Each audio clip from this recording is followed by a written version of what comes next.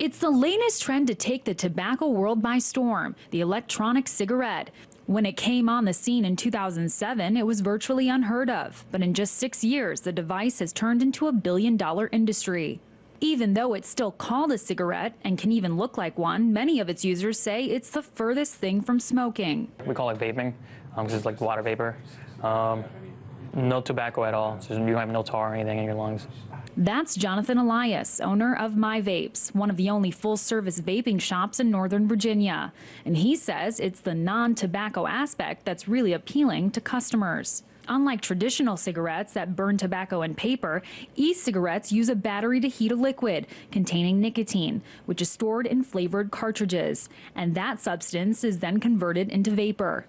It's a technological tool that allows for users to adjust their nicotine level, which Elias says is helping adults slowly wean themselves off of conventional smoking. Despite the anecdotal evidence, the FDA has yet to conduct a study proving that e-cigarettes help to quit smoking. And one of the product's key demographics never smoked regular cigarettes to begin with. That puts into question the kind of health effects this has on adults and now children who are picking this up as a popular pastime.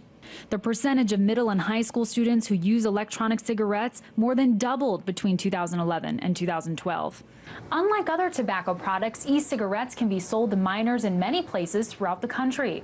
But perhaps what's most concerning for anti-tobacco advocates is that these devices can easily be purchased by anyone at any time right on the internet. All you have to do is click a button that says you're 18 and over, and immediately you've got access to an array of e-cigarette flavors like cherry cola, caramel, and bubblegum.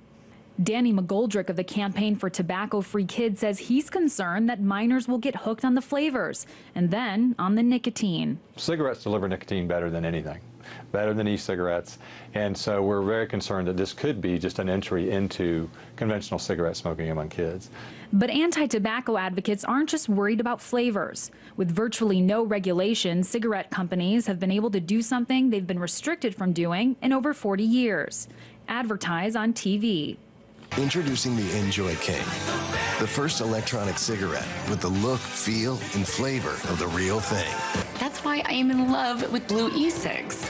Now that I've switched to Blue, I feel better about myself. And I feel free to have one almost anywhere.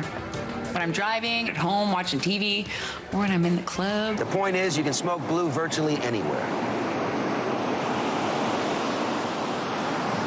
We're all adults here. It's time we take our freedom back. According to an August New York Times report, this industry advertising is booming, with a spending increase of $2.7 million in 2010 to $20.8 million in 2012. Erica Swart of the American Lung Association warns that this kind of marketing is dangerous. They're trying some of the same old tactics that Big Tobacco did that have resulted in millions of Americans dying from tobacco use. And they are working very hard at exploiting the loopholes associated that e-cigarettes have to be able to glamorize their existing products. However, representatives of these e-cigarette companies reject the accusation that they're alluring kids. Enjoy, which is one of the leading e-cigarette manufacturers, even released a statement about the issue, saying, "We do not market our products to children and indeed take affirmative steps to ensure that our products are not sold to minors by requiring retailers to agree to where the product is placed and request verification of appropriate age as it pertains to each state law." But those words may not be enough to quell the criticism of those who argue that e-cigarettes need to be subject to proper oversight.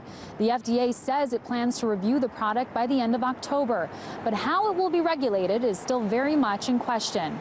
In College Park, Maryland, Amira David, RT.